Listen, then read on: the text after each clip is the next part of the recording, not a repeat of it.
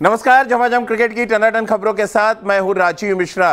किस्मत की कदरदानी और मुंबई इंडियंस की मेहरबानी के साथ आरसीबी प्लेऑफ के मुकाबले तक पहुंच चुकी है, लेकिन अब ऐसे में बड़ा सवाल यह है कि प्लेऑफ का दूसरा मुकाबला लखनऊ जायंट्स के खिलाफ क्या आरसीबी जीत पाएगी, यानी कि रॉयल चैलेंजर्स बेंगलुरु क्या एक कदम आगे बढ़ा पाएंगे? क्या 14 साल का सूखा जो आईपीएल में चल रहा है आरसीबी के साथ, उस सूखे को खत्म करने के लिए वो 2 कदम आगे जो जाना है, क्या वो 2 कदम आगे आरसीबी बढ़ा पाएगी? ये अपने आप में बड़ा सवाल है, जिसका जवाब आज हम अपने क्रिकेट एक्सपर्ट से लेंगे।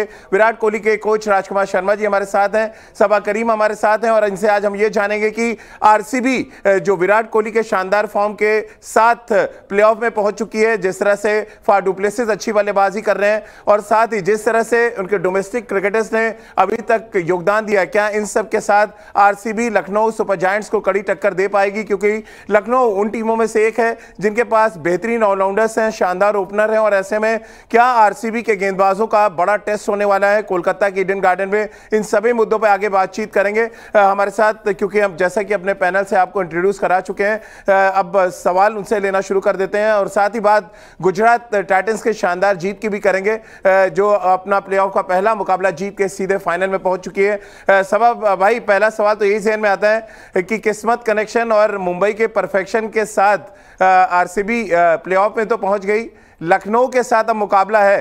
कैसे आप देख रहे हैं? 2 डिफरेंट टाइप की टीमें हैं। एक टीम ऐसी है जो अपने 3 मैच विनर्स पर डिपेंडेंट है आरसीबी, यानी कि विराट कोहली की बात करें, फाफ डु प्लेसिस और मैक्सवेल। वहीं दूसरी तरफ लखनऊ की बात करें तो लखनऊ के पास ढेर सारे ऑलराउंडर्स और उनको अच्छा साथ मिल रहा है उनके शानदार ओपनर्स का। दोनों टीमों में जो नजर आ रहा है इस समय वो ये है राजीव के आरसीबी की अगर हम बात करें तो उनके पास 2 मेन प्लेयर्स हैं, विराट कोहली, डु प्लेसी, फिर मिडिल ऑर्डर में उनके पास ग्लेन मैक्सवेल हैं, और फिर हमें दिनेश कार्तिक का भी नाम नहीं भूलना चाहिए। और इनका मुकाबला हो रहा है एक ऐसी टीम के साथ जो हमें भी नहीं भूलना चाहिए जो जो जो टॉप हैवी है, क्विंटन डिकॉक, केएल राहुल, उसके बाद ऑलराउंडर्स आते हैं, बीच में दीपक हुडा है जो अच्छे फॉर्म में है, फिर कृणाल पांड्या है। जो गेंदबाजी है मुझे लगता है कि लखनऊ जायंट्स की ज्यादा मुझे थोड़ी बहुत मजबूत नजर आ रही है। तो मुझे लगता है कि आज का ये मुकाबला है, अगर आरसीबी के बॉलर्स रिस्ट्रिक्ट कर सकते हैं लखनऊ जायंट्स को, तब मुझे लगता है कि उनमें वो कैपेबिलिटीज है, वो मैच को चेस कर ये मैच को जीत सकते हैं चेस करते हुए। पर अंत में मुझे अभी भी ज्यादा अच्छा संतुलन नजर आ रहा है इस समय लखनऊ सुपर जायंट्स का। राजीव, चलिए, तो लखनऊ सुपर जायंट्स का ज्यादा बैलेंस नजर आ रहा है, ये मानना है हमारे क्रिकेट एक्सपर्ट सबा करीम का। राजकुमार शर्मा जी, विराट कोहली के कोच भी हमारे साथ हैं। राजकुमार जी, जो आपने मुकाबला देखा गुजरात टाइटंस और राजस्थान रॉयल्स के बीच में, वहां से क्या कुछ लेसन लिया होगा आरसीबी ने? और आरसीबी के लिए प्रॉब्लम ये थी कि मोहम्मद सिराज अच्छे फॉर्म में नहीं थे, हर्षल पटेल की इंजरी लगातार परेशान कर रही थी। ऐसे में क्या कुछ सजेस्ट आप करेंगे पहला मुकाबला देखकर, जो आपने देखा ईडन गार्डन्स में, जहां पर बारिश का असर आउटफील्ड पे तो नजर आया, पिच हालांकि बहुत सूखी हुई नजर आ रही थी? राजीव, देखिए, जिस तरह से आरसीबी इस टूर्नामेंट के में क्वालिफाई की है, तो एक बहुत ही लकी तरीके से वो पहुंचे हैं।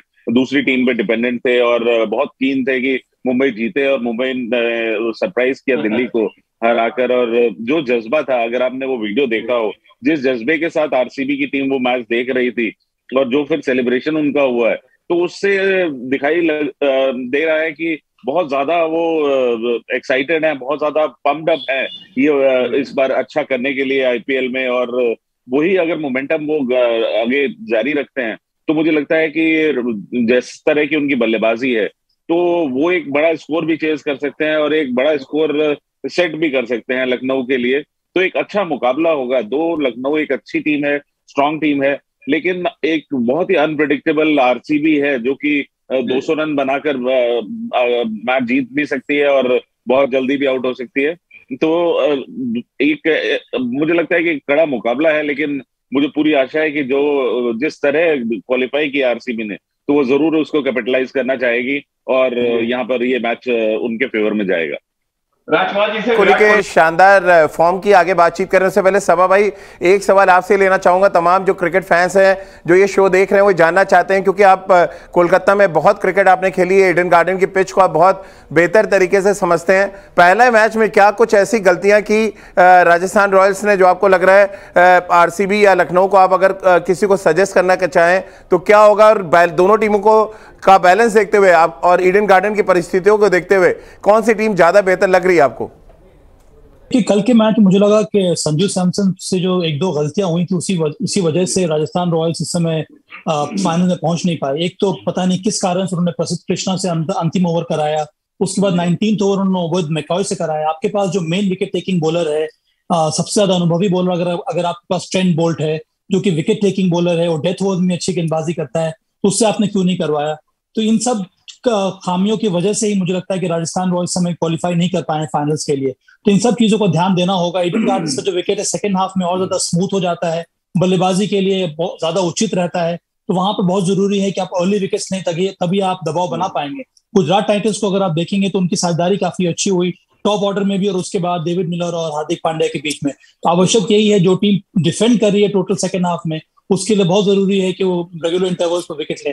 पर एक बात और है राजीव, यहाँ पर लखनऊ सुपर जायंट्स का एक बहुत बड़ा फैक्टर है गौतम गंभीर, कि गौतम गंभीर के पास इतना ज्यादा अनुभव है, उसका फायदा मिल रहा है इस समय लखनऊ सुपर जायंट्स को। और ये एक ऐसा मेंटर है, एक ऐसा कोच है, एक ऐसा खिलाड़ी है जो हमेशा एड्रेस करता है प्रॉब्लम्स को।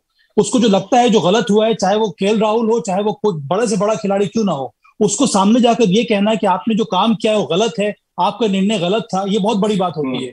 और इससे कुछ अलग प्रकार का प्रोत्साहन मिला है लखनऊ सुपर जायंट्स को, और वो बहुत बड़ा फैक्टर प्ले करेगा इस इंपॉर्टेंट इनकाउंटर में भी। बिल्कुल, और फॉर्म भी उतना ही क्रूशियल फैक्टर होगा इस प्लेऑफ के दूसरे मुकाबले में। राजकुमार जी, एक तरफ विराट कोहली का फॉर्म है, फाफ डु प्लेसिस का फॉर्म है, और दूसरी तरफ क्विंटन डिकॉक और के राहुल। क्या ये मुकाबला दोनों ओपनर्स के बीच में देख रहे हैं, और खास तौर से विराट के फॉर्म के बारे में आप क्या कहेंगे, जिस तरह से पिछला मैच उन्होंने जिताया और मैन ऑफ द मैच बने? बिल्कुल राजीव, काफी आउट ऑफ फॉर्म थे, काफी ज्यादा अटकलें लगाई जा रही थी कि रन नहीं बन रहे हैं, और 2 बार तो पहली बॉल पे ही आउट हो गए। तो उसके बाद जिस तरह की फॉर्म उन्होंने पकड़ी लास्ट मैच में, जिस तरह की बिंदास बल्लेबाजी की, तो उससे वो मोमेंटम अब उनके पास वापस आ गया है।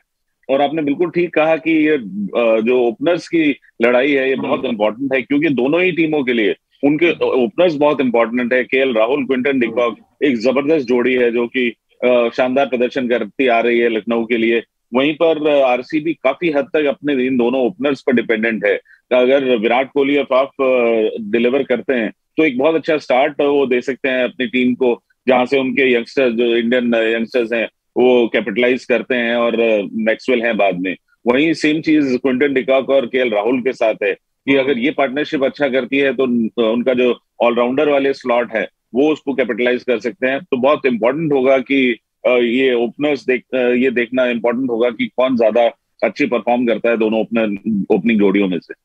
ईडन गार्डन की पिच और जो परिस्थितियां हम सब ने देखी पहले मैच में, उससे एक संकेत तो साफ मिले हैं कि जो भी बल्लेबाज सेट हो वो पूरे 20 ओवर खेलने की कोशिश करे। 2 बड़ी चीजें देखने को मिली थी, बटलर ने 20 ओवर बल्लेबाजी की तो स्कोर 180 तक गया, और हार्दिक पांड्या और डेविड मिलर के बीच 106 रनों की साझेदारी ने मैच जिता दिया गुजरात टाइटंस को। क्या सबक भाई, ये एक बड़ा सबक है, क्योंकि स्लो पिच है थोड़ी, जो कल हमने इंटरव्यू सुने वहां पर यह था कि बॉल थोड़ा रुक के आ रहा है, यानी एक बैट्समैन को एज अ शीट एंकर खेलना पड़ेगा आपको अगर ईडन में मैच जीतना है?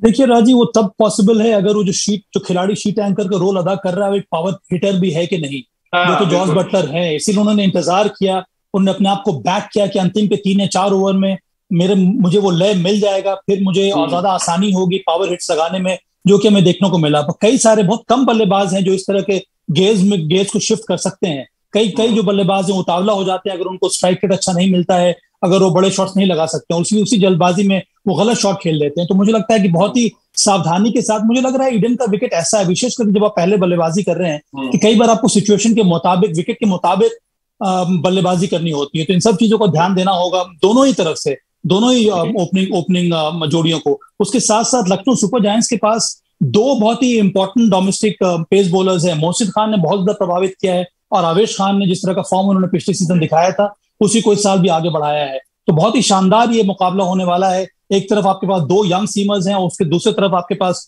2, मुझे लगता है कि आईपीएल में सबसे ज्यादा अनुभवी ओपनिंग बल्लेबाज डु प्लेसी और विराट कोहली हैं। अब भाई चलते चलते हार्दिक पांड्या ने बड़ा स्टेटमेंट दिया। एक तो महेंद्र सिंह धोनी की तारीफ ढेर सारी की, और दूसरा ऐसा लग रहा है जीत के साथ उनकी जो सोच है वो 7वें आसमान तक पहुंच गई। उनका ये कहना है कि हार्दिक पांड्या का नाम बिकता है और इसको बहुत ज्यादा सोशल मीडिया पे तवज्जो दी गई। आप कैसे देखते हैं, जीत को संयमित रखना बहुत जरूरी है। आप धोनी से अगर इंस्पायर्ड है तो धोनी से आपको ये भी सीखना पड़ेगा कि आप बयान कैसे दें। हार्दिक पांड्या खुद अगर आके कहें कि उनका नाम बिकता है तो थोड़ा सवाल उठता है फिर।